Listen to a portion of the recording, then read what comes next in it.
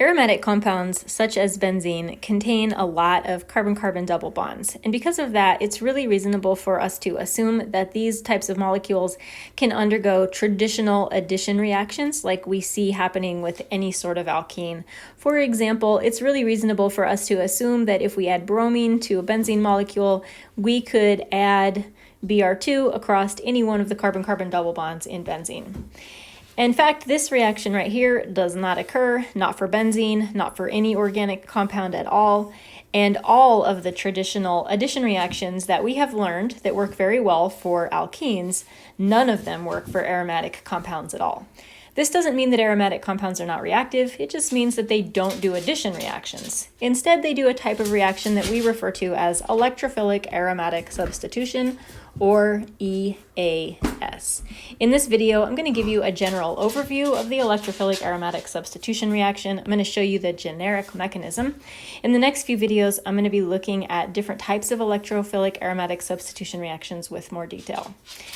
For this generic reaction, I'm going to use benzene as the example, and then our electrophile, which we abbreviate capital E. This is a lever of electrons, which means that it is a positively charged reactant.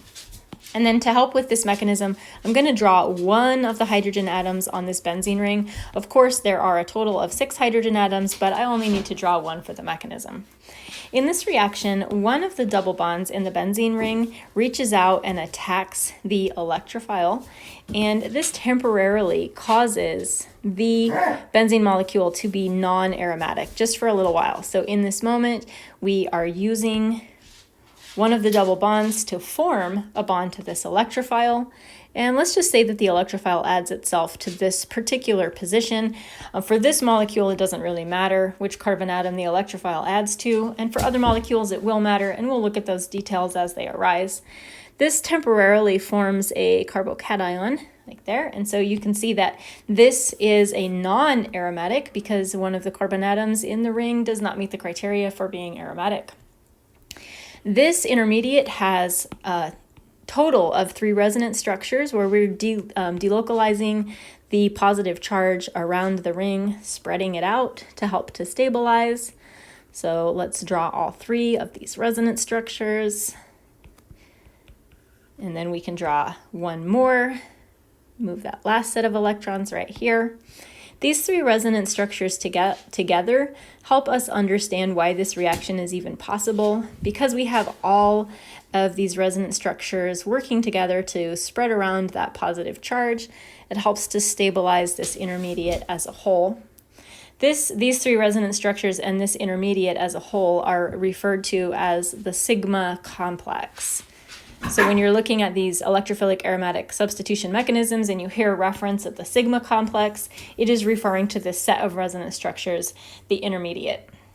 In the last step of this reaction, we need some sort of base, and the exact base is going to vary based on, depending on the electrophile that we're using in the very first step. The base comes in and it grabs the hydrogen that is sharing a carbon with the electrophile. The carbon-hydrogen electrons are moved in to recreate that double bond that we lost. This returns aromaticity to the molecule. And we have now put this electrophile on the ring. So in general, the electrophilic aromatic substitution reaction involves replacing one of the hydrogen atoms on the benzene ring with an electrophile without disrupting aromaticity. The different types of electrophiles that we'll see in these reactions are the bromide or Br plus ion, a Cl plus ion, the SO3 molecule, no charge, NO2 plus, an R plus alkyl group, and then also a carbon-oxygen double bond with a positive charge on that carbon and some sort of alkyl group on the end. And as I said, in the next few videos, I'm going to be going through the reactions involving each of these different types of electrophiles one at a time to give you the details about exactly what the electrophiles look like, what sort of base is being used, and any sort of details of the reaction mechanism itself.